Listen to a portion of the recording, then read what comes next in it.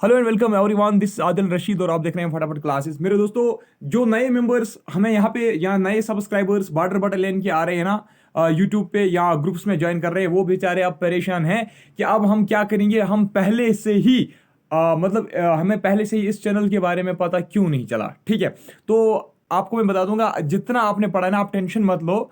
बाकी जितना अभी भी पॉसिबल हो सकेगा मैं उतना करूंगा आपके लिए। ठीक है, मैं एक बुक बना रहा हूं। ठीक है, बॉर्डर बटालियन के लिए मैं एक बुक बना रहा हूं। बुक नहीं, मतलब बुक ही है वो, लेकिन पीडीएफ फॉर्मेट में है।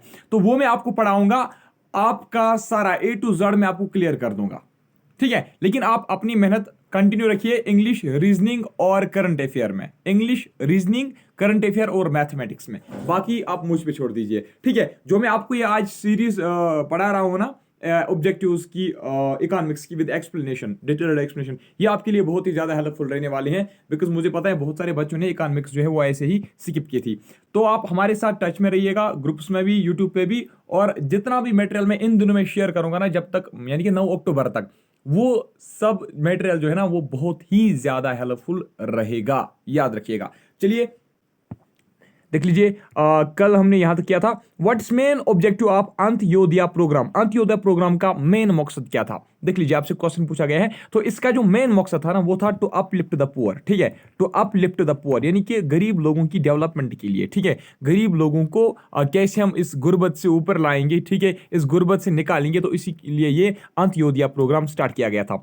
एक बहुत बड़ा क्वेश्चन है, लेकिन आपको मैं ऐसे ही शॉर्ट में बता दूंगा। तो ऐसी कौन सी स्कीम है, ऐसी कौन सी गवर्नमेंट की स्कीम है जो एक एडल्ट को, जो एक मतलब भारत के एडल्ट को गारंटी देती है, जो एक भारत के एडल्ट को गारंटी प्रोवाइड करती हैं कि हम आपको एट लीस्ट 100 डेज जो है, यानी कि हम आपको 100 डेज वर्क जो है एक फाइनेंशियल ईयर में हम आपको 100 डेज का वर्क करवाएंगे, चाहे आप स्किल्ड हो या अनस्किल्ड हो। तो ऐसी कौन सी स्कीम है, दैट इज मनरेगा एक्ट। ठीक है, नरेगा जिसको हम बोलते हैं।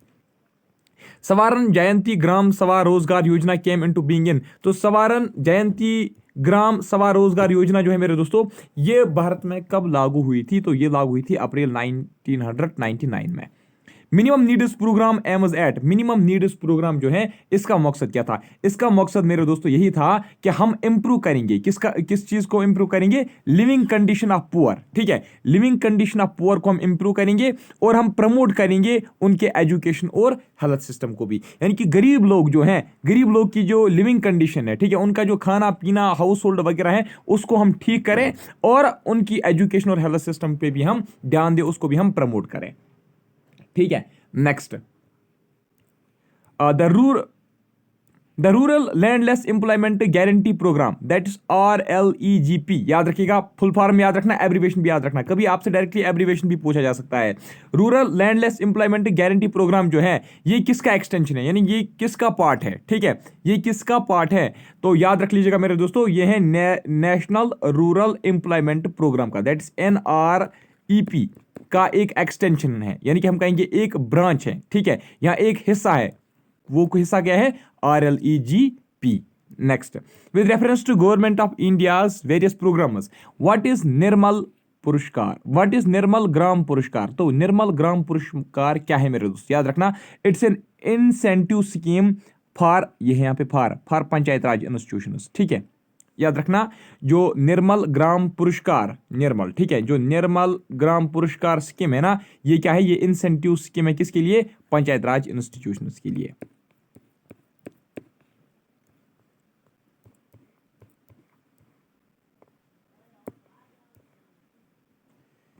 एक सेकेंड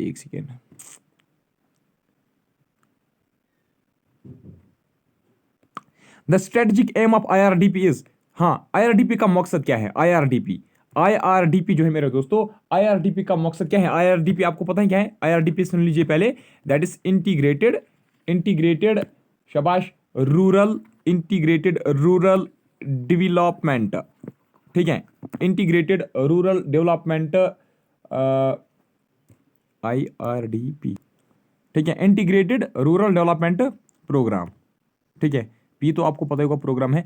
तो IRDP का मकसद क्या था, देख लीजिए, सबसे पहले आप याद रखना आईआरडीपी भारत में इनिशिएट कब किया गया था।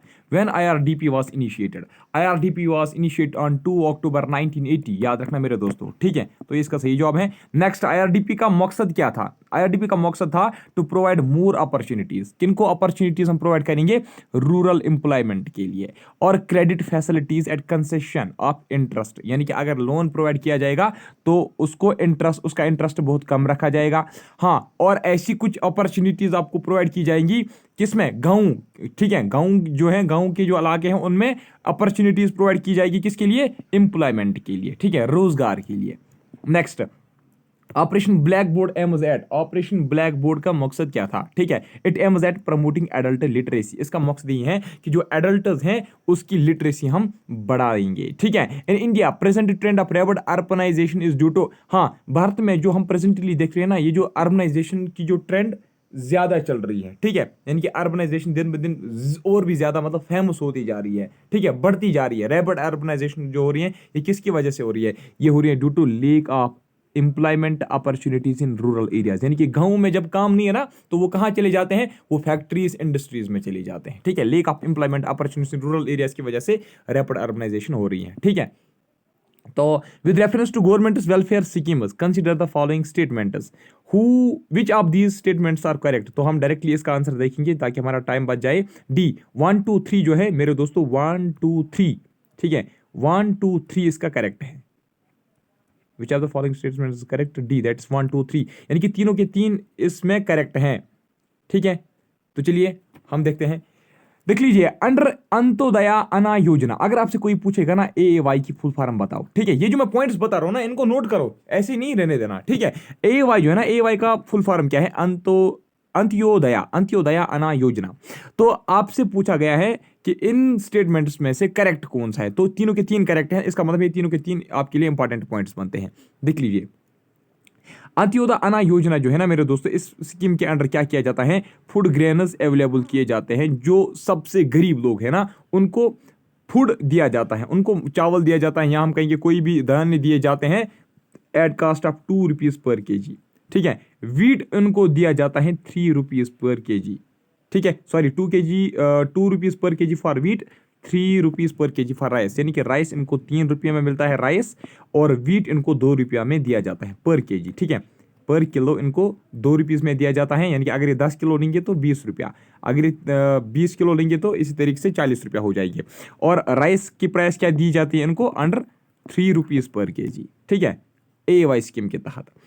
अगर हम आप बात करेंगे national old age pension scheme की, national old age pension scheme जो है मेरे दोस्तों, इसमें क्या किया जाता है? जो ओल्ड, ठीक है, जो बुजुर्ग लोग होते हैं उनको 75, उनको ₹75 पर मंथ दिया जाता है, ठीक है, in addition to the amount provide by most state government. हाँ, 75 रुपीज इनको कौन देता है? सेंट्रल गवर्नमेंट देता है, बाकी स्टेट गवर्नमेंट क्या देगा वो उसको ऐड किया जाता है, ठीक है। Next, government of India has allocated 25 kg food grains per below poverty line family per month at less than half of economic cost. हाँ, देख लीजिए, गवर्नमेंट ऑफ इंडिया ने और एक स्कीम भी लॉन्च की है, ठीक है, जिसके अंडर वो क्या कर रहे हैं, और एक इनिशिएटिव भी उठाया जिसके अंडर वो क्या कर रहे हैं, वो 25 kg फूड ग्रेन्स, ठीक है, हर एक फैमिली को हर मंथ में, यानी कि पर फैमिली को पर मंथ में, एक फैमिली को एक मंथ में 25 kg का फूड ग्रेन्स देते हैं। किस कास्ट पे? जो ऑलरेडी उसका कास्ट मार्केट में होगा, जो ऑलरेडी उसका इकोनॉमिक कास्ट होगा उससे भी कम, ठीक है, उससे कम दामों पे उनको 25 kg के फूड ग्रेन्स प्रोवाइड किए जाते हैं। Next, consider the following statement, इसमें से मैं क्वेश्चन 40 स्किप करना है, ठीक है। Consider the following statements in respect of NREP act. NREP act कब बना था? याद रखना 2005 में। एनआरईपी कब लागू हुआ था? 2005 में, याद रखना, ठीक है। तो एनआरईपी के रिलेटेड इनमें से कौन सा स्टेटमेंट करेक्ट है? तो इसका सही जवाब है बी, दैट इज 2 ओनली। तो under provisions of this act, यानी कि अंडर एनआरईपी, याद रखना, under NREP, under national rural employment guarantee act programme, ठीक है, इसके अंडर क्या है?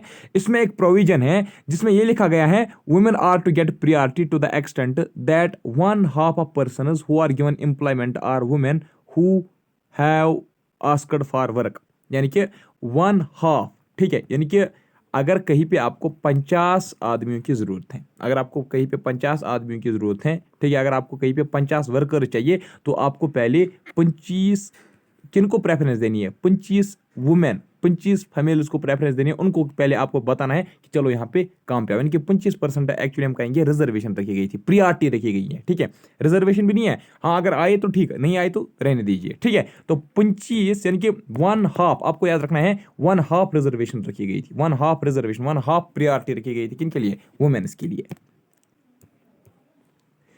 What is minimum calorie? हाँ, what is minimum calorie intake decided by planning commission for rural and urban areas respectively? हाँ, देख लीजिए, जो प्लानिंग कमीशन है ना, उन्होंने क्या डिसाइड किया है कि कितना कैलोरी इनटेक यानी कि कितना एनर्जी एक रूरल सिटीजन को चाहिए और कितना कैलोरी इनटेक एक अर्बन के सिटीजन को चाहिए। यानी कि एक कोई गांव में रहता है, विलेज में रहता है, दूसरा कोई शहर में रहता है, ठीक है, सिटी में रहता है। तो देख लीजिए, विलेज में जो रहेगा उसको ज़्यादा खाने की ज़रूरत पड़ेगी, उसको ज़्यादा एनर्जी की ज़रूरत पड़ेगी। वो एनर्जी कितने रुपीज़ में आएगी उसी तरीके से फिर ये डिसाइड किया जाता है आपका वो पॉवर्टी लाइन वगैरह, ठीक है। तो देख लीजिए, जो विलेज में रहेगा ना उसको ज़्यादा चाहिए, क्यों, क्योंकि उसको बहुत ज़्यादा खेती बाड़ी का काम, बाकी काम, हर एक काम वो करता है। सिटी में जो लोग रहते हैं ना, वो सिर्फ क्या करेंगे, उनको खेती बाड़ी वगैरह उतनी ज़्यादा काम नहीं होती हैं, तो उनको कम कैलोरी चाहिए। अब आपको बताना है कि प्लानिंग कमीशन ने रूरल एरियाज़ के लिए कितना सेट किया है, कितना कैलोरी, याद रखना इन्होंने सेट किया है 2400 किलो कैलोरी, ठीक है, 2400 कैलोरी, किलो कैलोरी नहीं, कैलोरी याद रखना, ठीक है, 2400 कैलोरी रूरल एरियाज़ में एक पर्सन को मतलब एक दिन में लगता है, ठीक है, इतना एनर्जी इसको चाहिए। तो जो अर्बन एरियाज यानी कि सिटी में जो होगा उसको 21 कैलोरी ही सिर्फ चाहिए। क्वेश्चन 40 हमें स्किप करना है, क्वेश्चन 43 पे हमें स्किप करना है। अच्छा, यहाँ पे एक देख लीजिए, for which of the following purposes government has launched Rajiv Awas Yojana. Rajiv Awas योजना किसके लिए, शाबाश, स्कीम जो है ये किसके लिए स्टार्ट की गई थी, तो याद रख लीजिएगा, ये स्टार्ट की गई थी मेरे दोस्तों to provide affordable houses to slum developers and urban poor. जो स्लम डेवलपर्स होते हैं ना, जो वो मतलब रहते हैं ना, वो डैम्स के नज़दीक या वो रहते हैं उन रिवर बैंक्स के नज़दीक, या जो अर्बन पुअर पीपल है ना, उनके लिए ये स्कीम थी। कौन, राजीव आवास योजना। इस राजीव आवास योजना के अंडर उनको अफोर्डेबल हाउसेस बना के दिए जाते थे। Which of the following is not an economic empowerment scheme launched by Government of India for the benefit of various sections of society? तो आपको बताना है इनमें से ऐसी कौन सी स्कीम है जो इकोनॉमिक एम्पावरमेंट स्कीम में नहीं आएगा, ठीक है। तो याद रख लीजिएगा, जो तीसरा है ना, कल्पना फर्स्ट, ये नहीं है, STP था, बाकी जितने भी स्कीम्स थे ना, ये किसके लिए थे, इकोनॉमिक एम्पावरमेंट के लिए थे। 43 पे मैं स्किप करना है, 44 देख लीजिए, which of the following is amount of insurance cover provided to workers of unorganised sector under Rashtriya Swasthya बीमा योजना। देख लीजिए, जो RSBY जो है ना, RSBY दैट इज राष्ट्रीय स्वास्थ्य बीमा योजना, इस स्कीम के अंडर जो अनऑर्गेनाइज्ड सेक्टर, हम कहेंगे, आप कह सकते हो प्राइवेट सेक्टर, ठीक है, जो अनऑर्गेनाइज्ड सेक्टर जो है ना, अनऑर्गेनाइज्ड सेक्टर में जो वर्कर्स काम करते हैं उनको इंश्योरेंस कवरेज दिया गया, ठीक है, यानी कि उनको इंश्योरेंस किया गया। तो कितना इंश्योरेंस किया गया, तो याद रख लीजिएगा, उनको कितने रुपीस का इंश्योरेंस मिला, रुपीज 1 10 100,000 10,000 लाख 3,07,000 रुपीज का। Next, government of India does not provide any direct financial assistance to which of the following schemes. तो गवर्नमेंट ऑफ इंडिया यानी कि हम कहेंगे सेंट्रल गवर्नमेंट किस स्कीम को डायरेक्ट अपना फाइनेंशियल असिस्टेंस नहीं करता है, तो वो है जीवन साथी योजना। Next, who among following can take benefit in social security fund established by government of India for unorganized workers? तो आपसे पूछा जा सकता है कि सोशल सिक्योरिटी फंड जो है, ठीक है, सोशल सिक्योरिटी फंड ये किन के लिए इस्टेब्लिश किया गया था, अनऑर्गेनाइज्ड वर्कर्स के लिए। तो आपसे पूछा गया है कि अनऑर्गेनाइज्ड वर्कर्स में से भी इनमें से कौन सा मतलब सेक्शन ऐसा है अनऑर्गेनाइज्ड वर्कर्स में से जो सोशल सिक्योरिटी फंड का लाभ उठा सकते हैं, तो वो है मेरे दोस्तों रिक्शा वाले, रिक्शा पुलर।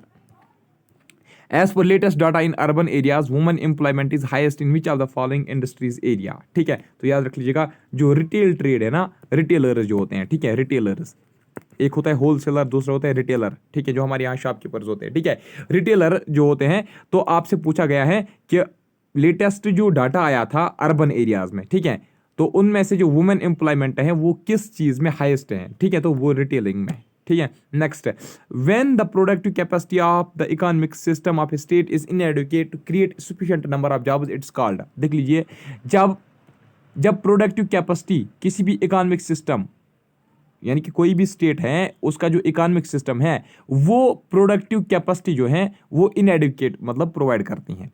समझ लीजिए, मैं समझाता हूं। मान लीजिए कोई स्टेट है, ये इनएडिक्वेट यानी कि ये बराबर अपने प्रोडक्ट्स प्रोड्यूस नहीं करता है, ठीक है। और अगर ये प्रोडक्ट्स बराबर प्रोड्यूस नहीं करेगा तो इसका मतलब है इससे भी तो क्या हो जाएगा, शाबाश, इससे भी तो जब ये अच्छे से मतलब प्रोडक्ट्स प्रोड्यूस नहीं करेंगे तो इसका मतलब है ना कि यहाँ पे जो जॉब्स हैं वो कम लगेंगे, जॉब्स कम लगेंगे ना। ये जो इस तरीके से जो जॉब्स कम लगेंगे इससे जो अनएम्प्लॉयमेंट होगी, किससे, जब एक इकोनॉमिक सिस्टम जो स्टेट का होगा जब वो अपने प्रोडक्टिविटी कैपेसिटी जो होगी, ठीक है, सॉरी, प्रोडक्टिव कैपेसिटी जो होगी अगर वो बराबर नहीं कर पाएगी तो उससे तो अनएम्प्लॉयमेंट जो हो जाएगी, उस अनएम्प्लॉयमेंट को हम क्या बोलेंगे। फिर से बता देता हूं, एक स्टेट है, इसको प्रोडक्ट्स प्रोड्यूस करने हैं लेकिन ये बराबर प्रोडक्ट्स प्रोड्यूस नहीं करता है। जब ये प्रोडक्ट्स प्रोड्यूस नहीं करेगा, देख लीजिए, प्रोडक्ट्स को प्रोड्यूस करने के लिए यहां पे वर्कर चाहिए ना जो इस प्रोडक्ट्स को प्रोड्यूस करेगा। जब ये प्रोडक्ट्स बराबर प्रोड्यूस नहीं करेंगे तो इसका मतलब है ना जॉब्स कम लगेंगे, वो जो अनएम्प्लॉयमेंट उससे होती ना, तो उस अनएम्प्लॉयमेंट को हम क्या बोलेंगे, उसको हम बोलते हैं structural unemployment. Under Indira Gandhi old pension scheme, याद रखना, IGNOAPS, इग्नोपस, ठीक है, इग्नोएपस पढ़िए। तो ये जो स्कीम है Indira Gandhi national old age pension scheme, the benefits are available to the people having minimum age of, तो कौन से लोग इसके लिए एलिजिबल हैं, जिनकी एज कितनी होनी चाहिए, जिनकी एज 65 ईयर्स की होनी चाहिए, ठीक है। Poverty in less developed countries is largely due to, आप मेरे वीडियो को 2x पे भी चला सकते हो, ठीक है, लेकिन जहां पे इंपॉर्टेंट पॉइंट आएगा ना वहां पे उसको रोका करो और वो नोट किया करो। Poverty in less developed countries is largely due to, हाँ, पुअर्टी जो है वो poverty in less developed countries is largely due to, जो लेस डेवलप्ड कंट्रीज होती हैं, जो बहुत ही कम डेवलप्ड कंट्रीज होती है, ठीक है, तो वहां पे पुअर्टी किस वजह से होती है, वहां पे पुअर्टी होती है ड्यू टू इनकम इनइक्वालिटी, यानी कि इनकम इनइक्वालिटी का मतलब क्या है, जो गरीब होते हैं ना वो सबसे ज्यादा गरीब होते हैं, वो ज्यादा से ज्यादा गरीब होते हैं, वो दिन ब दिन और भी ज्यादा गरीब होते जा रहे हैं। जो अमीर है ना वो दिन ब दिन ज्यादा ही अमीर होते जा रहे हैं, उनके पास ज्यादा ही वेल्थ आती जा रही है, ठीक है। Which of the following are definite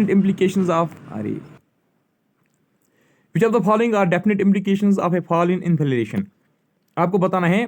तो इनमें से मतलब ऐसा कौन सा फैक्टर है that implies fall in inflation, तो याद रख लीजिएगा, इसका सही जवाब है C, that is 2 only, prices are increasing more slowly than before, ठीक है, prices are increasing more slowly than before. देख लीजिए इन्फ्लेशन का मतलब क्या होता है, इन्फ्लेशन मीन्स रेट ऑफ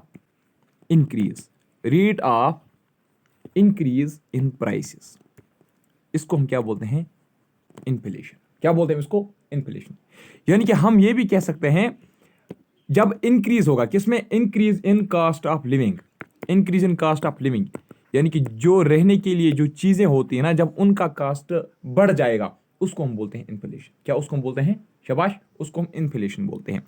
हम ये भी कह सकते हैं जब मनी, ठीक है, जब मनी का परचेजिंग पावर, ठीक है, जब मनी का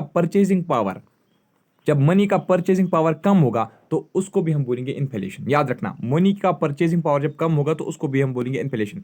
मनी का परचेजिंग पावर कम होना, इसका मतलब क्या है, मान लीजिए आज से पहले 2 साल आपने कोई टिकट खरीदी थी 20 रुपया 20 रुपीज में, कितने रुपीज में, 20 रुपीज में, लेकिन आज 2022 में आपको यही टिकट कितने रुपीज में मिल रही है, ये टिकट आपको 50 रुपीज में मिल रही है। क्या मिल रही है, इसका मतलब है ना कॉस्ट ऑफ लिविंग जो है वो इंक्रीज हुआ है, यानी कि जो टिकट, यानी कि जो, हाँ, यहाँ टिकट को छोड़ दीजिए, यहाँ पे आप लिख लीजिए बिस्किट, ठीक है, यहाँ पे आप लिख लीजिए बिस्किट, ठीक है, पहले बिस्किट 20 रुपीज का था, आज 50 का हुआ है, ठीक है, इसका मतलब है ना इंक्रीज इन प्राइस हुआ है और increase in cost of living हुआ है, यानी कि पहले जो आप बिस्किट खाते थे वो 20 रुपीज का ही था, आज 50 रुपीज का ही है। अब जो मैंने आपको बताया decreasing purchasing power of money, उसका मतलब क्या है, यानी कि आपके पास पहले भी 20 रुपया थी, 20 रुपए में आप पहले आराम से बिस्किट लाते थे, आज भी आपके पास 20 रुपया है, अगर आज भी आपके पास सिर्फ वही 20 रुपया है तो उन 20 रुपीज में आज आप वो बिस्किट नहीं खरीद सकते। अगर आपके पास 20 ही रुपये है तो आप आज बिस्किट नहीं खरीद सकते। क्यों? क्योंकि इसका प्राइस बढ़ गया है। ठीक है, आज आपको 50 चाहिए, आज आपको 30 रुपया और चाहिए।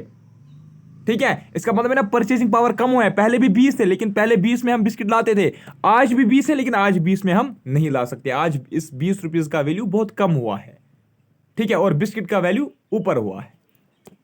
Next, among the causes of inflation can be listed. तो इन्फ्लेशन के काजेज में हम किस चीज को लिस्ट कर सकते हैं, याद रख लीजिएगा। इसमें हम लिस्ट कर सकते हैं इसको भी, जब slow growth in agricultural output, ठीक है, ये भी इसका एक काज है। Increasing non development expenditure of government, ये भी एक काज है। रैपिड पॉपुलेशन ग्रोथ, ये भी काज है। Rapid growth in costly imports, ये भी एक काज है। ठीक है, among the remedies of inflation we cannot include, हाँ, among remedies of inflation we cannot include, हाँ, 3 को स्किप करना है, 5 को स्किप करना है, 4 को करना है। A very rapid growth in prices in which money loses its value to the point where even barter may be preferable is known as। देख लीजिए, एक तो मैंने आपको बोला अभी प्राइस मतलब आपके मनी का जो वैल्यू है वो कम हुआ, या हम कहेंगे प्राइस जो है वो इंक्रीज हुए हैं। ठीक है, तो ये किस में होता है? इन्फ्लेशन में होता है। अब आपसे पूछा गया है कि ये बताइए, जब बहुत ही ज्यादा गुड्स का प्राइस जो है वो इंक्रीज हो जाएगा, बहुत ही ज्यादा गुड्स का प्राइस क्या हो जाएगा? इंक्रीज हो जाएगा, और इतना इंक्रीज हो जाएगा कि आप मजबूर हो जाओगे बार्टर सिस्टम अपनाने में। बार्टर सिस्टम में हम क्या करते हैं, यानी कि आप किसी को बोलोगे भैया मैं आपको यहां से राइस दूंगा, ठीक है, आप मुझे वहां से शुगर दो, या आप मुझे वहां से मिल्क दो, तो आप ये सिस्टम चलाने पर मजबूर हो जाओगे। इतना ज्यादा मतलब इन्फ्लेशन होगा कि आप बार्टर सिस्टम यूज करने पर मजबूर हो जाओगे। तो इस किस्म की इन्फ्लेशन को हम क्या बोलेंगे? इस किस्म की इन्फ्लेशन को हम बोलेंगे हाइपर इन्फ्लेशन। क्या बोलेंगे? Hyper inflation. देख लीजिए, इन्फ्लेशन में क्या होता है? इन्फ्लेशन में मनी सप्लाई ज्यादा होती है। क्या होती है? मनी सप्लाई जो है ना, मनी सप्लाई यानी कि मनी सर्कुलेशन जो है ना, मनी सर्कुलेशन बहुत ज्यादा होती है, मनी सप्लाई बहुत ज्यादा होती है। हाँ, आपसे एक क्वेश्चन अगर पूछा जाएगा, ये बताइए, अगर कोई गवर्नमेंट या अगर कोई कंट्री जो है वो ज्यादा करेंसी निकालेगी, ज्यादा करेंसी वो प्रिंट करेगी, ज्यादा करेंसी वो छापेगी, तो उससे क्या हो जाएगा? उससे भी क्या हो जाएगा? मनी सप्लाई बढ़ गया। मनी सप्लाई जब बढ़ेगा, इसका मतलब है कास्ट ऑफ लिविंग भी बढ़ेगा, आर्टिकल्स का प्राइसेस भी बढ़ेगा, ठीक है, और परचेसिंग पावर ऑफ मनी जो है वो डिक्रीज हो जाएगा। इसका मतलब है उससे भी इन्फ्लेशन हो जाएगा। क्या हो जाएगा? उससे भी क्या हो जाएगा? इन्फ्लेशन हो जाएगा। अब जरा थोड़ा सा इस पे ध्यान दीजिएगा, जो मैं आपको बता रहा हूं। अगर मनी ज्यादा होगा, हर एक बंदे के पास मनी होगा, तो इसका मतलब है ना कि हर एक बंदा जो अमीर बनेगा, हर एक बंदा जो है वो अमीर बनेगा। लेकिन अमीर तो सारे सिटीजन्स नहीं बन सकते। इससे क्या होता है? प्राइसेस जो है ना, गुड्स के, जो खाने की चीजें हैं, जो एसेंशियल कमोडिटीज होती है ना, उनके प्राइसेस बढ़ जाते हैं। जब उनके प्राइसेस बढ़ जाते हैं, इसका मतलब आपके पास वेल्थ बहुत सारी थी, लेकिन आपको वो खाने पे, यानी कि जो आपके प्राइसेस बढ़ रहे हैं उसमें वो आपको इन्वेस्ट अप करने पड़ते हैं। ठीक है, आपको जो बिस्किट आप पहले 20 रुपए में लाते थे, आज आपके पास वेल्थ है, आज आपके पास अच्छी खासी वेल्थ है, लेकिन खर्चा भी उसी तरीके से आपको बहुत ज्यादा आ रहा है आज। क्यों? क्योंकि प्राइसेस बढ़ चुके हैं। ऐसी बात नहीं है कि इन्फ्लेशन में सारे बंदे अमीर हो जाएंगे, नहीं, इसमें तो प्राइसेस बहुत ज्यादा ऊपर हो जाते हैं। इन्फ्लेशनरी गैप इज, 5वां स्किप करना है, 8वां स्किप नहीं करना है, 6ठा पढ़ना है। Which of the following is wrongly matched, इनमें से रॉन्गली कौन मैच किया गया है? देख लीजिए, डिप्रेशन का मतलब क्या होता है? जब insufficient demand causing large scale unemployment, यानी कि जब डिमांड किसी चीज की कम होगी, तो इसका मतलब है कंपनी जो है वो कम चीजें बनाएंगे और वो कम एम्प्लॉइज भी इस्तेमाल करेंगे ना, तो इसका मतलब है ना उससे अनएम्प्लॉयमेंट जो है वो ज्यादा हो जाएगी। ठीक है, insufficient demand causing large scale unemployment of man and machinery over a long period of time, उसको हम बोलते हैं डिप्रेशन। ठीक है, अब रिसेशन का मतलब क्या है? रिसेशन मैंने आपको बताया था कल ही। रिसेशन में हम क्या होता है? Reduction in demand and production. जब प्रोडक्शन और डिमांड में रिडक्शन आएगी, ठीक है, तो या इन्वेस्टमेंट क्या हो जाएगी? रिडक्शन हो जाएगी किसी भी पीरियड ऑफ टाइम के लिए, तो उसको हम रिसेशन बोलते हैं। स्टैगफ्लेशन ये इसमें गलत लिखा गया है। स्टैगफ्लेशन का मतलब पता क्या होता है? स्टैगफ्लेशन का मतलब होता है जब साइमल्टेनियसली क्या हो जाएगा? साइमल्टेनियसली जब इकोनॉमी जो है ना, इकोनॉमिक ग्रोथ जो है होगी वो स्लो होगी। ठीक है, जब इकोनॉमिक ग्रोथ स्लो होगी, अनएम्प्लॉयमेंट वो हाई होगी। ठीक है, और प्राइसेस जो है वो बढ़ेंगे, तो उस चीज को हम बोलते हैं स्टैगफ्लेशन। ठीक है, अब है बूम, तो इसका मतलब ये इसमें गलत था, आपको बोला गया ना था रंगली मैच्ड कौन है, तो ये इसमें गलत था। अब बूम का मतलब क्या है? बूम का मतलब है rapid and all round support in economic activity, यानी कि जब अचानक से, ठीक है, रैपिड ग्रोथ हो जाएगी किसी इकोनॉमिक एक्टिविटी में, तो उसको हम बोलते हैं बूम हो गया। ठीक है, इन्फ्लेशन का काज क्या है? तो सातवां है इंक्रीज इन मनी सप्लाई। अभी जो मैं आपको बता रहा था, मनी सप्लाई का इंक्रीज होना और प्रोडक्शन में फॉल होना। ठीक है, अगर मनी सप्लाई इंक्रीज होती है, यहां से प्रोडक्शन जो है वो कम होती है, प्रोडक्शन कम होती है, मनी सप्लाई इंक्रीज होती है, तो इससे क्या हो जाएगा? इन्फ्लेशन हो जाएगा। ठीक है, who among following is most benefited from inflation? Inflation से सबसे ज्यादा बेनिफिट किसका होता है? तो याद रखना है, इसमें सबसे ज्यादा फायदा डेबिटर का होता है और सबसे ज्यादा लॉस किसका होता है? लॉस किसका होता है? लॉस क्रेडिटर का होता है, ये आप याद रखना। ठीक है, सबसे ज्यादा बेनिफिट डेबिटर का होता है और लॉस किसका होता है? क्रेडिटर का होता है। डेबिटर होता है जो कर्जा कर्जा लेता है, ठीक है, कर्जा जो लेता है, मान लीजिए मैंने आपसे उधार लिया, जो उधार लेता है ना उसको यहां पे फायदा होता है इन्फ्लेशन के टाइम पे, जो उधार देता है उसको लॉस होता है। Who among following group suffer most from inflation? सबसे ज्यादा कौन सफर करता है? क्रेडिटर वाले। सबसे ज्यादा फायदा कौन उठाते हैं? डेबिटर वाले। अच्छा, minimum inflation in post economic reform was, हाँ, मिनिमम इन्फ्लेशन कब हुई थी? शाबाश, 1999 टू 2000 है, हाँ, ये वाला इसका सही है। Inflation is caused as a result of, inflation क्यों होती है? शाबाश, अभी मैं आपको बता रहा था, increase in money supply without corresponding increase in production, यानी कि जब प्रोडक्शन भी कम होगी, वहां से प्रोडक्शन कम होगी, लेकिन मनी सप्लाई ज्यादा होगा, तो इससे हो जाएगी इन्फ्लेशन। ठीक है, which of the following accounts for cost push inflation? पहले आप समझ लीजिए कास्ट पुश इन्फ्लेशन क्या होता है। कास्ट पुश इन्फ्लेशन होता है जब क्या होता है, ये वो इन्फ्लेशन होते हैं, inflation that is caused by increase in cost of important goods. ठीक है, increase in cost of important goods and services. जब इंपॉर्टेंट गुड्स और सर्विसेज की, जब इंपॉर्टेंट चीजों की, जो अहम चीजें हैं, जब उनकी कास्ट बढ़ जाएगी, और अब अगर उनकी कास्ट बढ़ जाती है, आप यहां से आप ट्राई करोगे कि मैं कोई सब्स्टिट्यूट इस्तेमाल करूंगा। मान लीजिए हम कहेंगे राइस का जो है, राइस का प्रोडक्शन, राइस की जो कास्ट है वो बढ़ गई। अब आप चाहोगे कि मैं आटा का ही इस्तेमाल करूंगा, मैं फ्लोर ही लाऊंगा, ठीक है, मैं वीट ही इस्तेमाल करूंगा, राइस के बदले में वीट इस्तेमाल करूंगा। लेकिन आप, यानी कि इसका मतलब आप सब्स्टिट्यूट ढूंढ रहे हो, राइस का सब्स्टिट्यूट आप ढूंढ रहे हो इस वक्त वीट, आप बोल रहे हो कि राइस के बजाय मैं अब वीट ही खाऊंगा, लेकिन वीट भी नहीं मिल रहा है, तो इस चीज को हम बोलते हैं क्या? Cost push inflation. आप सब्स्टिट्यूट ढूंढने की कोशिश कर रहे हो, लेकिन आपको ये भी नहीं मिल रहा है, तो इस चीज को हम क्या बोलेंगे? Cost push inflation. तो इसमें से कास्ट पुश इन्फ्लेशन किस चीज से होता है? जब इंक्रीज इन पॉपुलेशन हो जाएगा, जब पॉपुलेशन इंक्रीज हो जाएगी। Inflation experienced in country at present is 13 skip, 15 को भी स्किप करना है। Which of the following government steps has proved relatively effective in controlling the double digit rate of inflation during recent years? तो इसको आप छोड़ दीजिए। ठीक है, 14, 13, 14, 15 स्किप, अच्छा ठीक है। डिवेल्युएशन का मतलब क्या होता है? डिवेल्युएशन का मतलब होता है lowering of value of currency in comparison to some foreign currency. ठीक है, जब किसी करेंसी, यानी कि जब किसी कंट्री का करेंसी कम, उसका वैल्यू, उसके करेंसी का वैल्यू कम हो जाता है in comparison to foreign currency. ठीक है, मान लीजिए अगर भारत के रुपीज का वैल्यू कम होगा इन कंपैरिजन टू डॉलर, तो उस चीज को हम बोलेंगे डिवेल्युएशन, या किसी दूसरे कंट्री का भी, ये जरूरी नहीं है कि डॉलर का ही। Monetary policy is regulated by, monetary policy को कौन रेगुलेट करता है? Central bank. 1 रुपी नोट पे किसका सिग्नेचर होता है? 1 रुपी नोट पे सिग्नेचर होता है फाइनेंस सेक्रेटरी ऑफ इंडिया का। ठीक है, 10 रुपी नोट पे किसका सिग्नेचर होता है? 10 रुपी नोट पे सिग्नेचर होता है मेरे दोस्तों गवर्नर जो होता है रिजर्व बैंक ऑफ इंडिया का, यानी कि आरबीआई जिसको हम बोलते हैं रिजर्व बैंक ऑफ इंडिया, उसका जो गवर्नर होता है उसी का साइन होता है 10 रुपी नोट पे। When was decimal system of currency? Decimal system of currency Bharat में इंट्रोड्यूस कब की गई थी? तो 1957, आप याद रखना।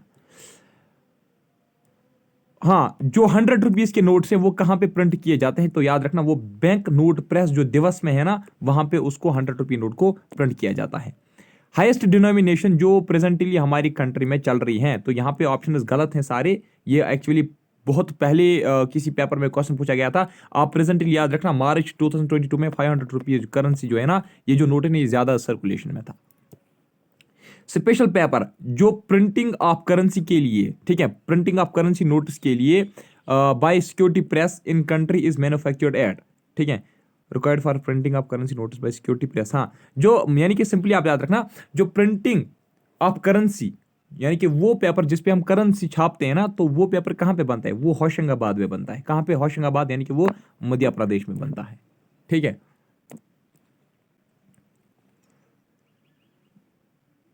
25, 24, 24 को स्किप करना है, ठीक है। है नहीं, इसको देख लीजिए।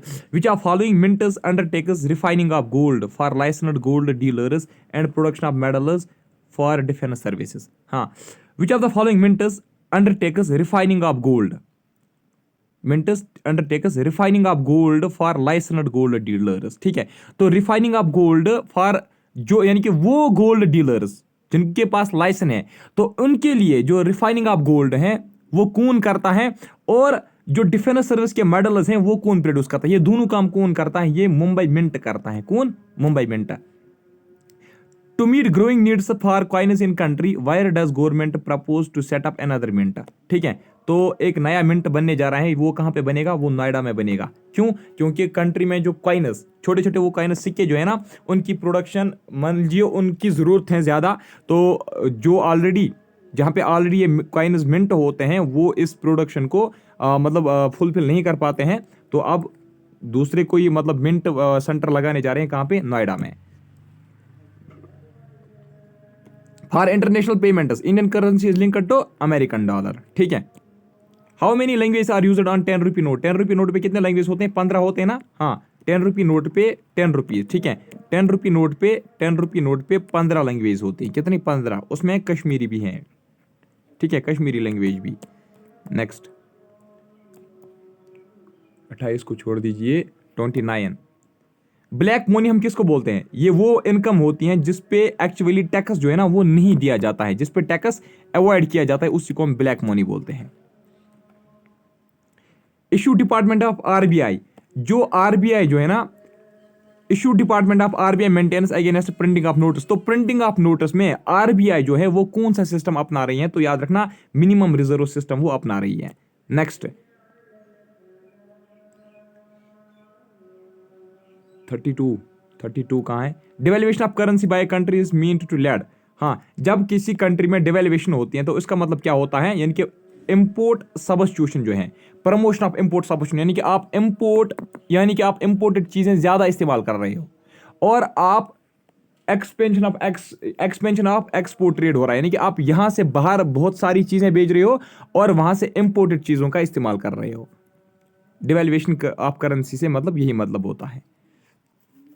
वो तो मैंने ऑलरेडी आपको बताया, उसका वैल्यू कम होता है in with respect to foreign currency, ठीक है। लेकिन ये चीजें भी इसके साथ साथ होती है, जब डिवेल्युएशन ऑफ करेंसी होता है ना, तो ये चीजें होती हैं। अब आपको डायरेक्टली आना है किस पे? 33। मुझे लगता है इतना ही करेंगे। तो चलिए आज की इस वीडियो में इतना ही, मिलता हूं आपसे नेक्स्ट टाइम। तब तक के लिए bye bye, take care, thank you very much.